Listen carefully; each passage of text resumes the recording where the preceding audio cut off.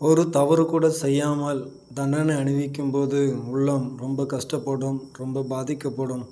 அப்படி பாதிக்கப்படும்போது பல விதத்தில் நம்ம நல்லது தானே செஞ்சோம், நல்லது செஞ்சும் கூட இப்படிப்பட்ட சூழ்நிலையில் நம்ம தவித்து கொண்டிருக்கணுமே என்று சொல்லி இந்த உள்ளமானது அங்கலாய்த்து கொண்டிருக்கும். அருமையான சகோதர சகோதரிகளே, நீங்கள் ஆண்டவராய் இயேசு கிறிஸ்துவுக்காக கஷ்டப்படுகிற ஒவ்வொரு நேரத்தையும், ஒவ்வொரு காலத்தையும், ஒவ்வொரு வினா பொழுதையும் ஆண்டவராய் இயேசு கிறிஸ்து பார்த்து கொண்டு இருக்கிறார்.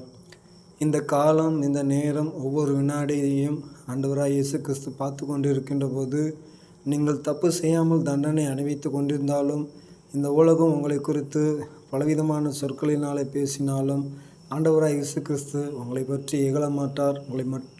உங்களை பற்றி குறை சொல்ல மாட்டார். உங்களை பற்றி அவதூறாக பேச மாட்டார். உங்களை பற்றி என் பிள்ளை கஷ்டப்பட்டால் அவன் என்னுடைய பிள்ளை என்று சொல்வார்.